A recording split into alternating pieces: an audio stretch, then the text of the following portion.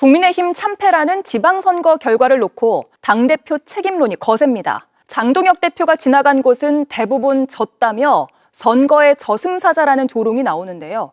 장 대표가 제발로 나가지 않는다면 지도부를 와해시켜서라도 어떻게든 끌어내야 한다는 시나리오까지 당 내에서 거론되고 있습니다. 김산 기자가 보도합니다. 선거가 끝난 지 이틀 만에 평가에 나선 국민의힘 의원들. 속죄와 책임의 자세로 선거를 치러야 된다고 여러 차례 말씀을 드렸습니다.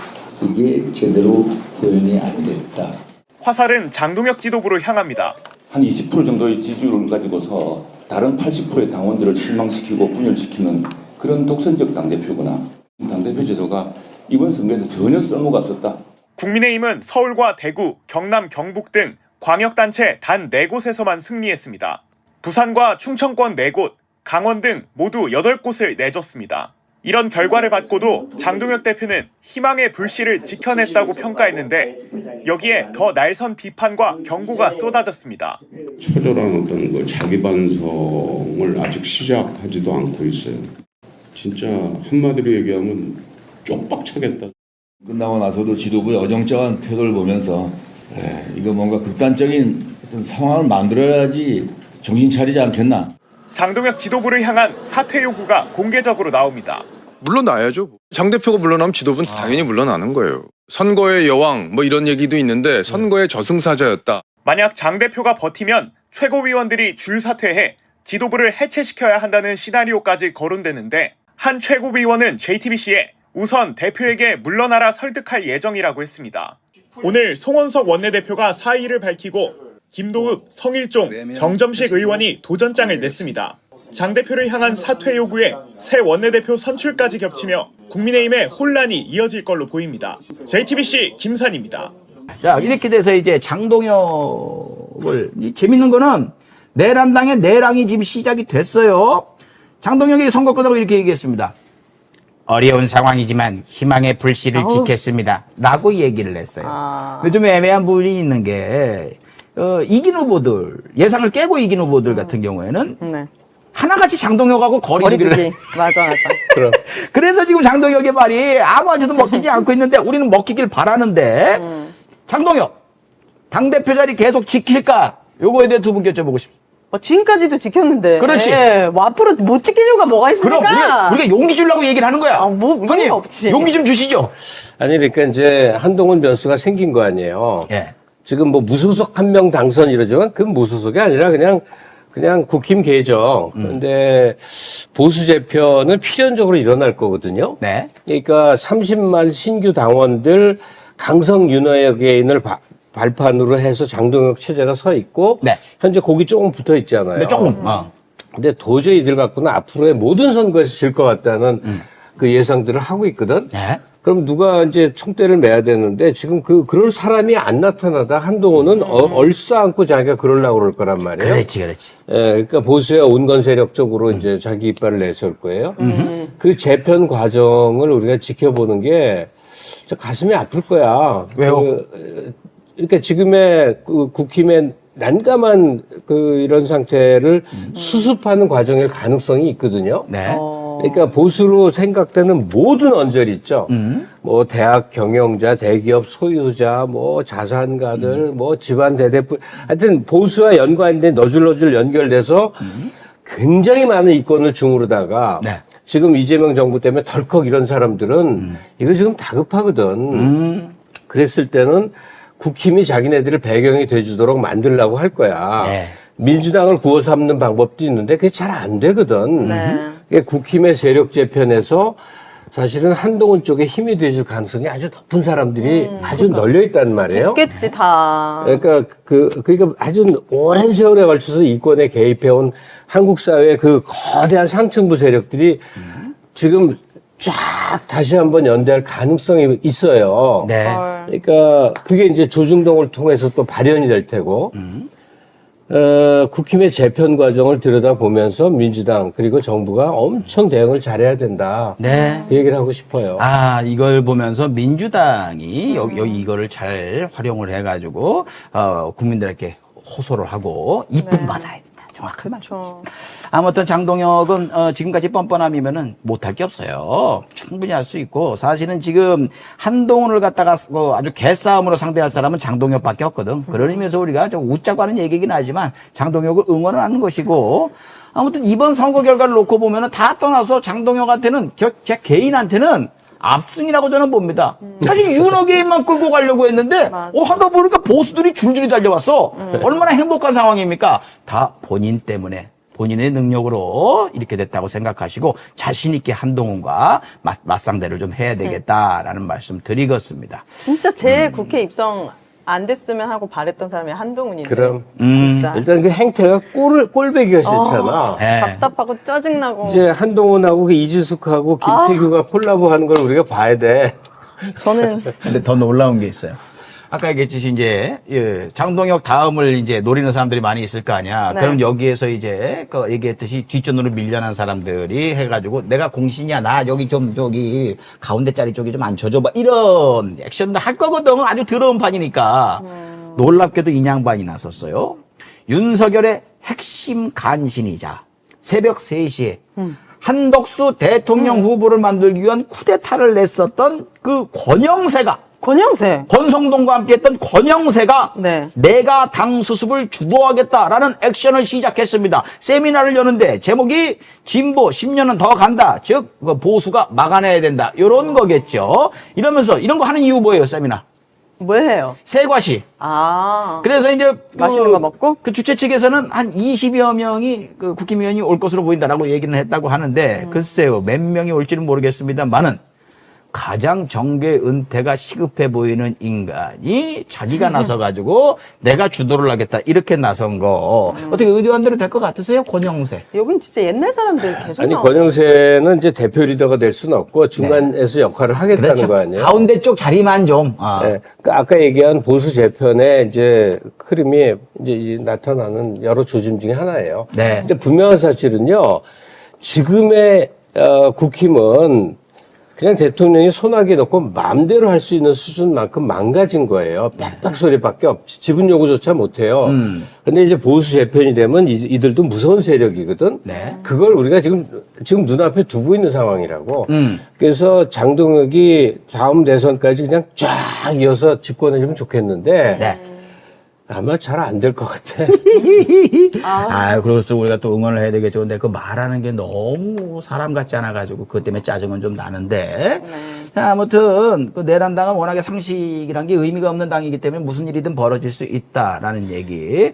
이 세미나에서 왜냐하면 저기 친박계거든. 이번에 그 박근혜가 열심히 했잖아. 난 효과도 있었다고 봐요. 짜증나지만.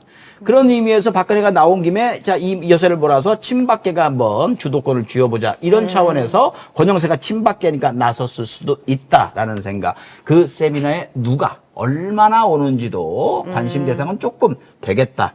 근데 이 양반은 반드시 올 것 같아요. 누구요? 나경원.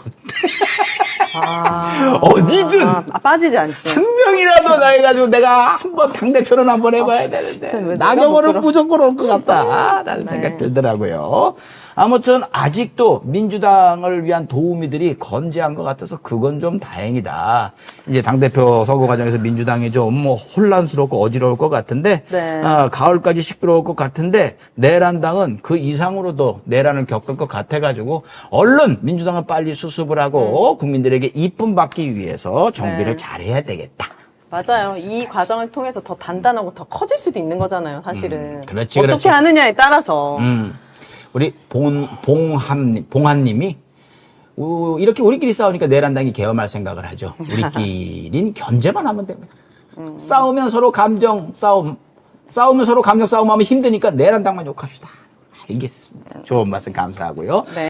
이제 좀 어려운 이야기들이 많아서 두 분께 묻어가겠습니다. 네. 그 후폭풍들, 김어준 씨, 최욱 씨, 이 선거 결과와 관련해서 사과를 했다고요. 예. 왜 사과를? 사과했대요? 네, 사과를 했나요? 뭐 태도는 좀 달랐죠. 그러니까 최욱 씨는 어쨌든 본의 아니게 본인이 이제 이런 거를 해서 좀 더 낮은 자세의 사과였고 김어준 제가 못 씨는 봤어요. 정확하게 네. 뭐라고 했는지. 저도 지금 워딩이 정확하게 기억은 안 네. 나는데, 그러니까 어쨌든 선거 기간 중에 자기가 너무 과하게 이런 발언들을 하고 해서 오히려 그게 이제 지지층들의 분열을 일으키고 이런 점들에 대해서 이제 사과를 했고, 네. 김어준 씨는 뭐 그런 정도의 톤은 아니었고, 본인들이 더 열심히 하겠다. 근데 이제 뭘 열심히 할 건지에 대해서는 다른데 이제 그게 지금 논란이 되고 있는 거잖아요. 그러니까 이번 선거 결과 이렇게 나온 게 조국 혁신당과의 합당을 안 한 게 문제의 시작이었다. 그래서 지금 이렇게 된 거다. 이 발언을 한 게 지금 뭐 인터넷상에서는 엄청 회자가 많이 되고 있죠. 그 합당을 하지 못해서인 것처럼 이야기했다. 그 부분이 엄청나게 또 지금 비판을 받고 있더라고요. 그렇죠. 무슨 선거거나 특히 큰 일이 끝나면 돌아보고 성찰하는 게 다음을 위해서 더 좋은데, 그 성찰의 핵심은 뭐냐? 자기 반성이거든요. 예. 자기 반성이 아니라 조국 혁신당과 통합을 못해서 실패했다. 통합을 주장했다. 나는 역시 옳고 통합을 반대한 니네는 틀린 거야. 또다시 그 선민의식이 있는 그런 모습이 아닌가 싶고요. 진정한 성찰은 김어준 씨가 김어준 뉴스공장에서 했던 그런 문제에 대해서 반성해야 되는데, 특히 대표적으로 불필요한 게 ABC 논쟁 그런 거 아니겠습니까? 내가 A고, 내가 A고 나머지는 B씨라고 하는, 서로를 규정하는 것도 웃기지만 본인 스스로를 정체성과 네. 상징, 정통성 이런 걸 상징하는 존재로 만드는 게 되게 대단히 좀 잘못됐다는 생각이 들고, 인간이 원래요 존재론적으로 양면을 다 갖고 있어요. A도 갖고 있고 B도 있고 C도 있고 어떤 게 더 발현될 뿐인가. 저도 이성적이지만 대단히 충동적이고 감성적일 때도 있거든요. 그래서 마찬가지로 그 정당이 진보의 목소리만 또 보수의 목소리만 이렇게 가는 건 옛날에 근대 정당의 모습이고, 현대는 다양한 인간의 모습에 따라서는 그 둘을 공존시키고 서로 인정하면서 경쟁해서 그 결과를 승복하는 그런 쪽이 커지거든요. 특히 보수가 이렇게 협소하게 강경 보수로 무너진 지금 합리적 중도 외연 확장 옳죠. 전 유 이재명 좋다고 생각해요. 다만 유 이재명 중도 보수로 합리적인 그 보수까지 포괄하는 외연 확장은 진보를 부정하는 게 아니라 경쟁하는 거죠. 지금의 이 시기에는 이런 아젠다가 더 좋을 것 같다고 하고, 예. 또 진보의 블록에 있는 김호준 씨나 유시민 같은 분들은 그래 외연 확장은 좋지만 야 본질을 잃어버리면 90력 없으면 이상해져. 그러니 우리는 정체성 얘기, 90 얘기를 더 할게. 하지만 너희들 외연 확장이라고 존중해서 결과적으로는 당원들과 국민들이 어떤 평가를 하는가에 따라서 승복하고 해야 되는데, 그렇지 않고 나만 옳고 너는 틀리다. 공존의 대상이 아니라 그 척결의 대상. 결국 이게 저는 오래된 당권과 대권 주자의 유력 주자에 줄 서면 공천 지분이 생기고 권력 지분이 생기기 때문에 이런 개파의 그 유력 주자에 줄 서는 문화들이 남아있는 게 진보 진영도 있는 게 아니라, 이번 차제에 저는 전당대회가 또다시 친청 친명 대결로 갈 것이 아니라 이렇게 그 합리적인 보수와 중도의 블록의 대표 주자인 뭐 이를테면 이재명 친명 그룹, 아니다 진보 개혁 블록의 뭐 친청 그룹 해서 커밍아웃 한 다음에 앞으로 향후 이재명 대통령의 국정 운영을 위해서 어느 쪽 블록이 더 힘이 커져야 되는지에 대해서 경쟁해서 그것을 당원과 국민들이 선택하게 해서 그 힘으로 좀 당의 앞으로의 진로에 대해서 결정하면 어떤가, 그런 전당대회가 되면 그 도움이 될 텐데, 그렇지 않고 또다시 친청 친명 김민석이냐 뭐 정청래냐 이런 유력자가 누구냐에 따라 줄 서는 전당대회를 해서는 저는 지금의 모습에서 더 나아가지 못할 것 같다는 생각이 듭니다. 예. 그 김어준 너무 좀 얘기가 길었죠. 아니. 굉장히 오늘따라 평론가님이 어렵게 이야기를 이어가시는 것 같아서 사실 그 생각을 하기는 했어요. 그 김어준 최욱 씨는 지금 이렇게 약간 비판, 이렇게 굉장히 추종하시는 분들도 계시지만 비판받는 이유 중에 하나가 친문 세력에 편승해서 이 얘기가 있긴 하더라고요. 근데 저는 뭐 맞나요? 그런 단순한 구도, 그렇게 볼 수도 있죠. 사람이 그렇게 겹쳐 있으니까. 근데 그게 아니라 애초에 이걸 다시 돌아가 보면 조국 혁신당은 민주당이 아니에요. 근데 민주당의 정서를 갖고 있는 거죠. 근데 이제 유시민 작가가 나와서 여기서, 유시민 작가 근데 많은 사람들의 기억 속에는 늘 이제 민주당에 있을 때는 소수 정당이 늘 양보해야 된다는 얘기를 주로 했었었는데, 지금은 대의를 위해서 큰 정당으로 합쳐야 된다, 이런 논을 설파했던 게 제 머릿속에도 굉장히 많이 남아 있는데, 근데 이제 이번에는 민주당 후보가 있음에도 불구하고 민주당의 정서를 가진 후보를 우리가 밀어줘야 된다, 이 얘기를 했고 이제 거기에 적극적으로 동조를 한 한 거죠. 근데 이제 뭐 예를 들면 뭐 개인은 그런 얘기를 할 수도 있다라고 보는데 그 얘기가 시작된 이후에 어쨌든 제가 여기서 방점을 찍어야 되는 건 민주당 후보가 있었고 민주당이 아닌 당의 후보가 있었으면 단일화를 하려고 하면 네. 후보들끼리야 경쟁을 하더라도 포지티브한 방식으로 협상팀을 꾸려서 협상을 했어야 되는 건데 그게 아니라 민주당이 아닌 당의 후보가 이 민주당 후보를 향해서 너는 민주당에 정서가 없어 이렇게 공격을 시작한 거예요. 그러니까 이 민주당 후보는 본인이 민주당이 스럽지 않다라는 공격을 받은 거고 여기는 민주당 지지자들이 보기에는 너희는 민주당이 아닌데 이렇게 되는 싸움이 굉장히 오래간 거. 이게 굉장히 유치해 보이잖아요. 예. 근데 이 싸움이 각종 채널과 인물들이 동원돼서 이 싸움이 벌어진 거고 그 사이에 지지층은 완전히 갈라졌고 근데 이 일이 왜 벌어졌느냐를 놓고 보면 결국에는 이 말하자면 권력의 주도권을 누가 가질 거냐 이 부분에 대한 이제 말하자면 싸움이 벌어졌던 거고 그러니까 그거에서 놓고 보면 이런 거잖아요. 그러니까 이재명 대통령의 실용 노선이라는 게 결국엔 정치적으로 보면 저쪽이 저렇게 지리멸렬하고 쪼그라들고 있어서 우리가 운동장을 넓게 쓰면 우리가 앞으로 계속 집권해 나가는데 혹은 수권정당을 유지하는데 훨씬 도움이 되는 전략이다. 이게 뭐 소위 말하는 자민당의 1.5당 체제라고 불리는 큰 정당을 만들자라는 거였잖아요. 근데 이제 이분들 그런 해서 사람들이 막 그거 열광을 했어요. 우리가 계속 이기겠다 앞으로 이렇게 생각을 했는데 지금 이제 코어 지지층에서 어떤 얘기를 하는 거냐면 마치 예전에 야당 시절에 세상 모든 문제를 다 개혁해야 되고 우리가 함께 언론 개혁도 같이 했고 검찰 개혁도 같이 했고 정치 개혁도 같이 했고 이런 동지들이 지금은 기회를 받아야지 이 얘기를 하는 것처럼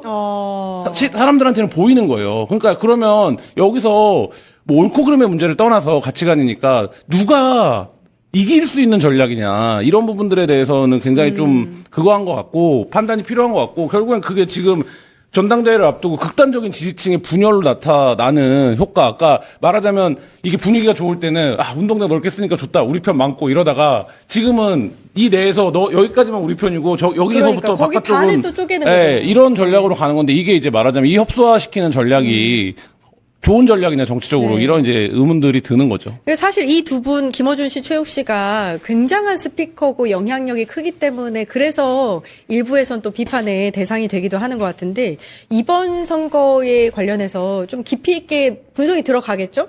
근데 이번 선거에서 저는 되게 중요한 게 뭐 앞에서도 있었지만 다른 선거에서도 진영이라든지 네오올록이라든지 뭐 성향, 진보 보수 성향 이거 이제 더 이상 안 통한다는 게 이번 선거에서 너무 명확하게 나왔어요. 줄투표 더 이상 안 하시고 여기 20, 30대들은 사실 지역별로 또 차이가 났잖아요. 지역별로 또 진보 보수 성향, 텃밭 이런 거 아예 없어졌다. 앞으로는 더 그게 명확해질 것이다.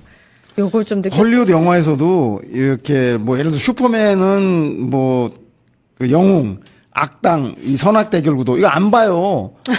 미소 대결, 뭐 냉전 이런 거 안 봐요. 우리도 마찬가지로 내에서 민주당 내에서 강원파, 진보 보수 대결 식상해요. 당원들과 국민들 설득하지 못해요. 다만 뭐 요새 영화의 트렌드가 뭐냐면 내 안의 이중성이에요. 나에게는 진보적인 모습도 보수적인 모습도 있는 거예요. 아시잖아요. 요새 스파이더맨 영화 보면 스파이더맨이 주인공 돼서 악당 물리치는 게 아니라 내 안에 있는 블랙 스파이더맨과의 내적 갈등이라고. 그리고 스타워즈 20년 전에 만든 영화인데 그 악의 축 다스베이더스의 원래가 다스베이더스 왜 악당이 됐냐. 얘가 원래 제다이의 기사였어요. 근데 아버지가 죽는 모습을 보고 얘가 선에서 악으로 전환. 즉 누구나 인간은 선악의 공존을 가지고 있는 좀 정당도 진보와 보수의 양면이 있는 거예요. 그래서 저는 차제에 오히려 진보가 보수가 오르냐, 매불쇼냐, 뉴스공장이냐, 정청래냐, 김민석이냐가 아니라 이런 서로의 다름을 인정하는 정당 체질의 변화, 공존 그리고 결정난 쪽으로 승복해주고 밀어주는.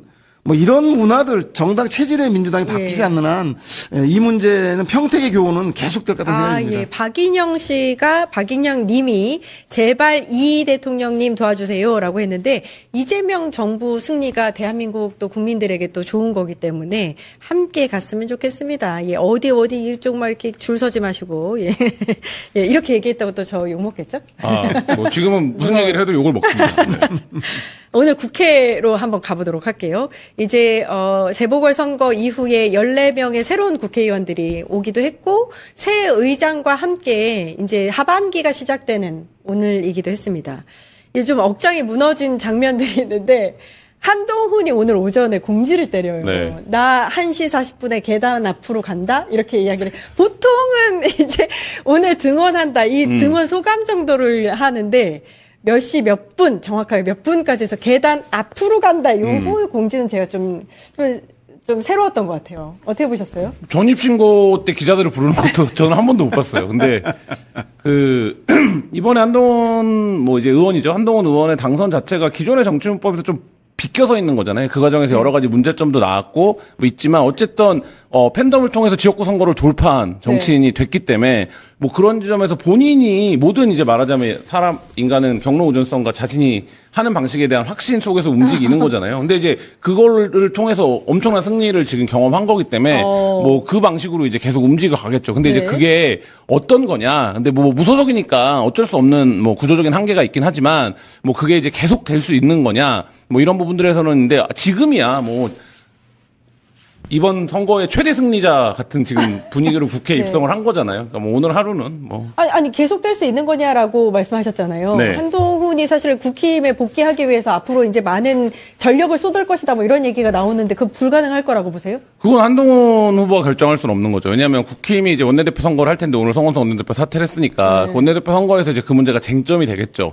그래서 이제 거기서 총의가 의원들의 총의가 모아진다고 하더라도 그걸 결정해야 되는 건 장동혁 대표예요. 그러니까 장동혁 대표는 이제 오늘 전혀 다른 모습을 보여주잖아요. 예를 들면 성관이 앞에 가서 메가폰 오늘 의총 안 가고 성관이 갔더라고요. 메가폰 잡고 연설하는 모습을 보여주기 때문에 그러니까 이거가 있고 많은 국민들이 이제 이걸 주장하겠죠. 친한동훈계나 이제 말하자면 보수가 방향을 틀어야 된다고 주장하는 분들은 한동훈이 훨씬 더 소구력이 있지 않냐, 한동훈이 훨씬 더 대중성이 있지 않냐, 이 지점을 주장을 할 건데, 실제 이제 그럼에도 불구하고 장동혁 대표를 물러나게 할 수 있는 방법은 없기 때문에. 없다. 선거 그렇게 지고도. 이 갈등이, 졌다고 생각 안 해요, 장동혁 대표는. 표정이 좋잖아요. 그러니까 이 갈등이 계속 되겠죠. 예. 아니, 오늘 국회 앞에 위드훈이가 그 계단에 운집을 했대요. 예. 징그럽게 막 진짜 막 이렇게 했다, 이렇게 얘기를 하던데. 그동안에 한동훈의 적은 장동혁이었고 민주당이었잖아요. 예. 이제 한동훈의 적은 한동훈 스스로예요. 이제 입증해 보여야 합니다.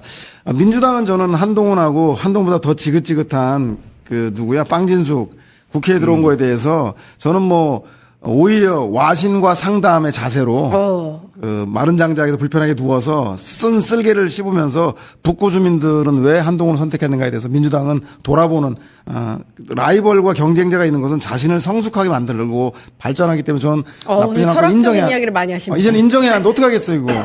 예전에는 안 보면 되는데 지금은 국회 원내에 들어왔는데 존중해야 되고 인정해야 되는데 경쟁해야 될 상대라고 인정하면 될 것 같고요. 문제는 이제 한동훈 스스로가 이제 보여야 되는데 장동혁이 한 것처럼 당한 거를 그대로 친한계가 장동혁에게 돌려주면 또다시 반쪽짜리 보수를 만들기 때문에 저는 한동훈의 미천은 드러날 것이다. 과연 한동훈이가 강경 보수와 중도 보수까지 통합할 수 있는 새로운 보수의 뉴 리더십 비전들을 제시할 수 있는 능력이 있겠는가. 근데 하는 거 보면 오늘도 참 밉상이잖아요.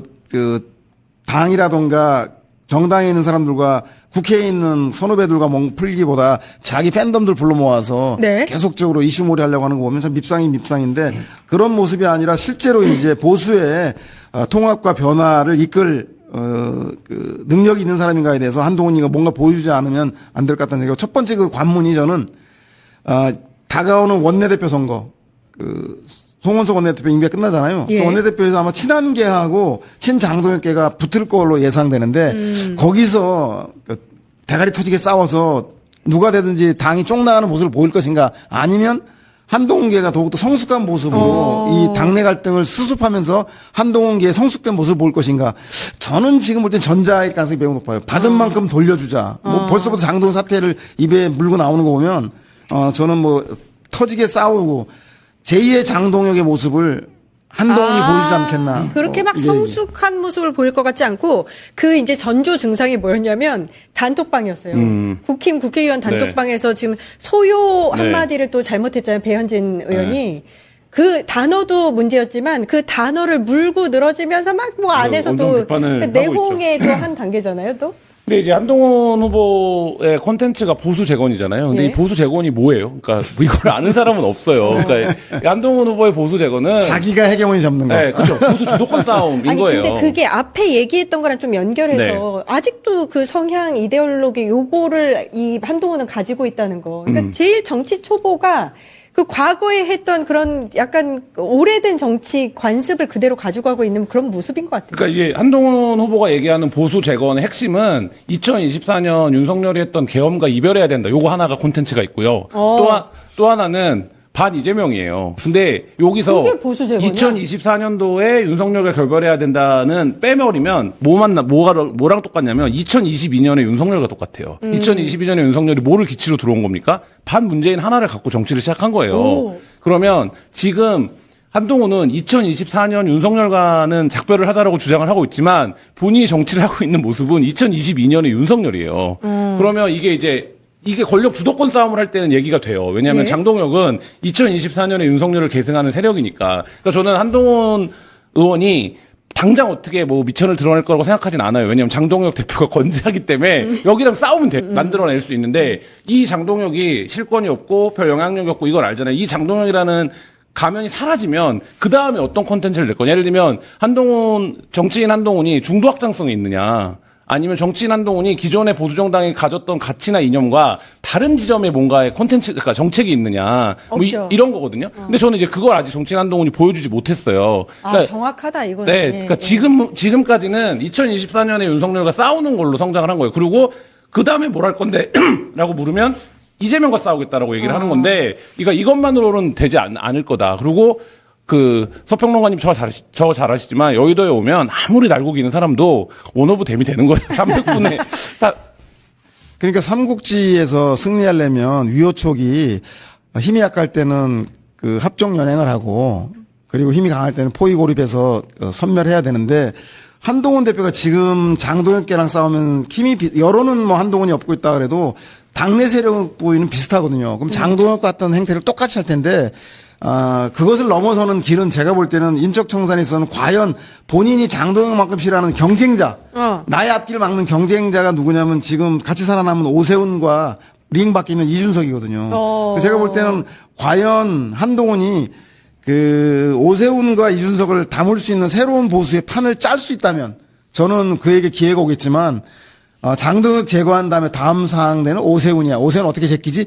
이런 마음을 가질 게 뻔해요, 지금까지 행태가. 둘이 선거 기간에 연대하는 모습을 한 번도 보여주지 않았거든요, 앞으로도. 그래서 저는 장동혁, 한동훈에게 장동혁 이상 그 모습을 보이기 어렵지만 아무튼 이런 보수의 새로운 재편을 해낸다라면 뭐 그에게 기회가 올 거기 때문에 한번 지켜볼 대목인 것 같습니다. 근데 저는 한동훈이 기회를 가지려면 그리고 제2의 이준석이 되지 않으려면 당권을 좀 가지고 와야 한다 이런 생각이 드는데 아니 지금 아직 복당도 논의 시작이 안 됐는데 당권을 어떻게 가져옵니까? 원내대표가 1차 고비. 장동혁 그렇죠. 원내대표 1차 고비. 그래서 친한계가 좀 잡으면 가능성이 높아질 거고. 예, 친한계까지는 아니고 지금 김도읍은 약간 좀 쇄신파라고 해야 되나요? 약간 좀. 근데 제가 볼 때 이번에 원내대표를 친한계가 잡기는 그러니까 이 의원 분포상 그건 쉽지 않은. 하다못해 반장동혁계라도. 그 장동혁 재신임 투표는 어떻게 될 것 같으세요? 아니 선거를 이겼는데 재신임을 물을 이유가 없다라고 주장하고 있죠. 재신임 묻겠다고 지금 하는데요. 그러니까 말은 그렇게 하는데 그럼 이제 그것도 어쨌든 여론의 숙성과 공론의 과정이 있어야 되는데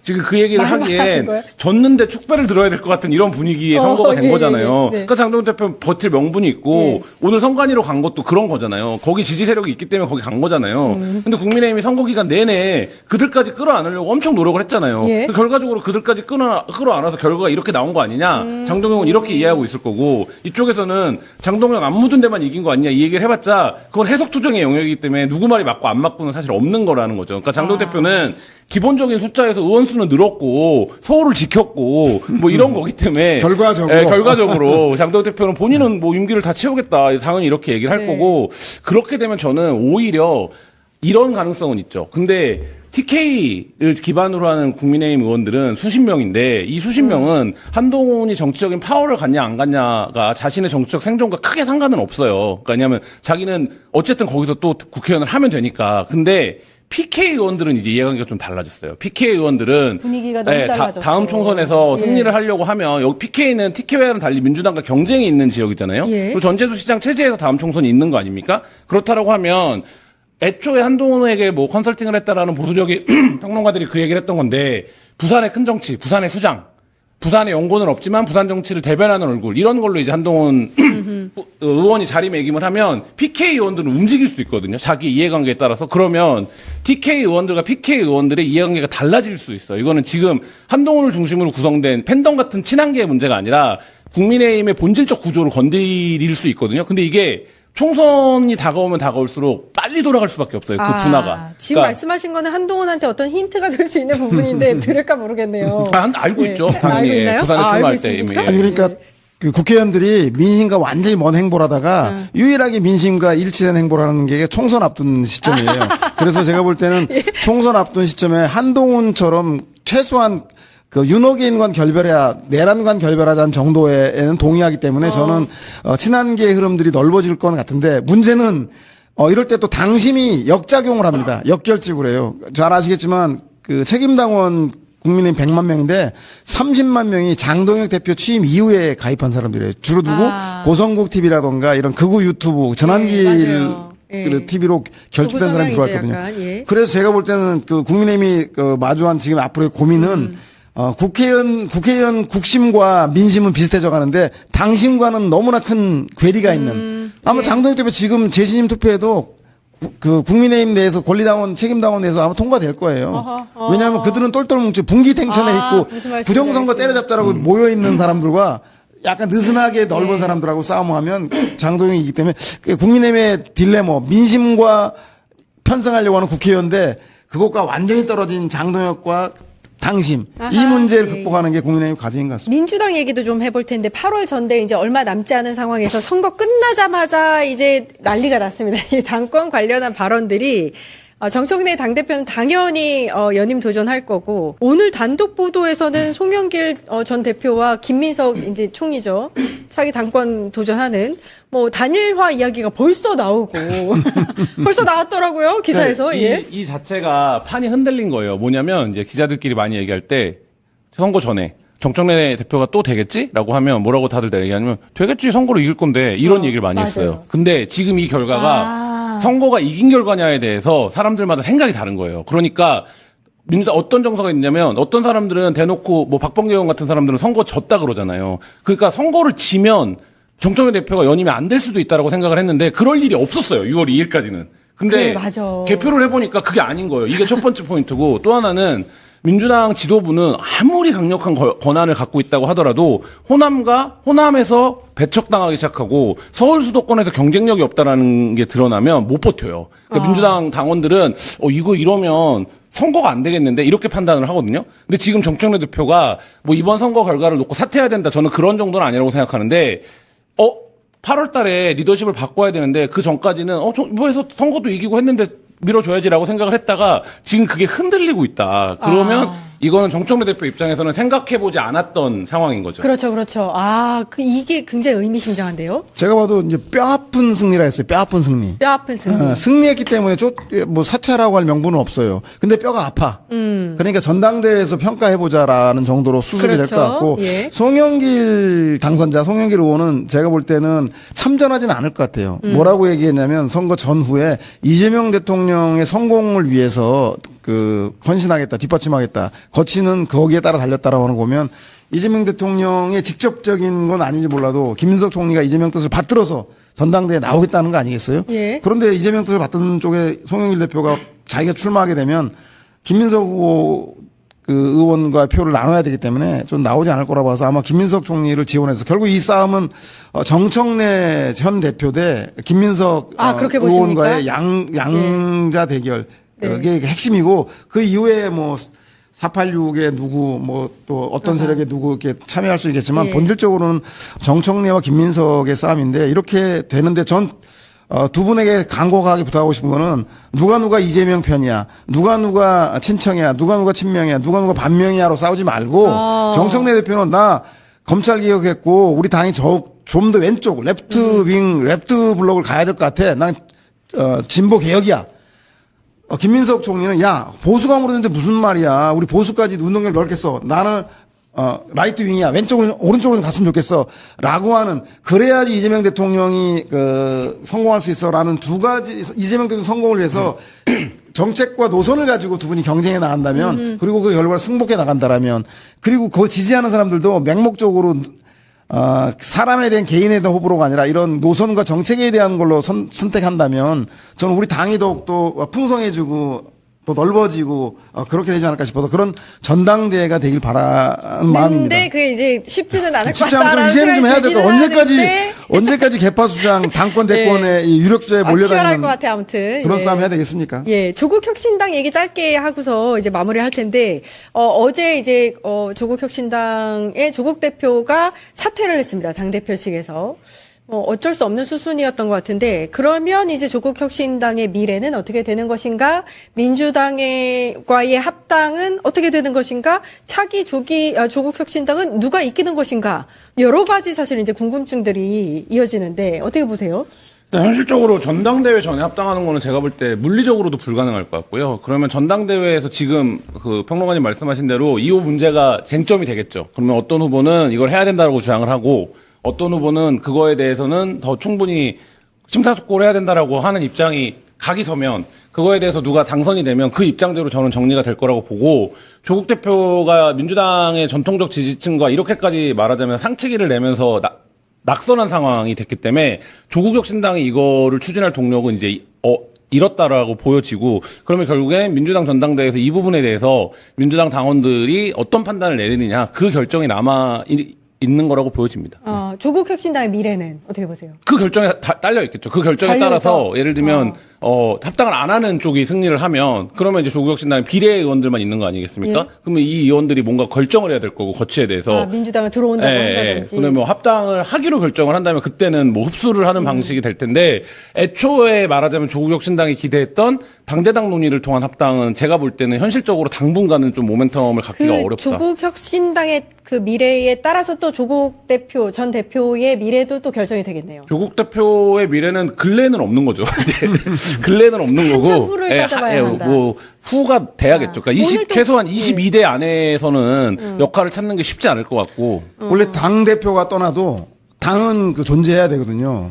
근데 조국 혁신당이라서. 그러니까 원래는 당이 그런데 그래서 정당의 대표, 정당의 대선 후보가 바뀌고 사라져도 그 정당은 살아남아야 되는데 말씀하신 대로 조국 혁신당에서 조국 빠진 조국 혁신당이 존재할 수 있겠는가? 그 얘기는 뭐냐면 결국 조국에 지나치게 의존한 채 당 자체의 가치와 정책, 노선 수립에 실패한 정당 아닌가라는 생각이 들어서 저는 전당대회 전에 통합한다던가 이런 게 이슈가 되지는 않을 것 같고요. 전당대회 이후에 민주당 전당대회에 결정이 날 텐데 결국 하나의 정당으로서 주어진 시간을 너무 많이 소모했다. 그래서 총선까지 너무 시간이 짧아서 조국 없이 조국당이 새로운 가치와 노선을 정립할 수 있을 것인가 대단히 회의적인 생각이 들고요. 민주당도 마찬가지로 이번 전당대회 핵심 이슈가 조국이랑 합칠 것이냐 말 것이냐가 이슈가 되지 말고 좀 전에 말씀드린 대로 민주당의 체질 개선이 이슈가 돼서 체질 개선에 대해서 누가 되더라도 합리적인 보수가 오더라도 또 그 좌쪽에서 진보 블록에서 누가 오더라도 민주당이 이걸 수용할 수 있는 체질이 개선되지 않는 한 전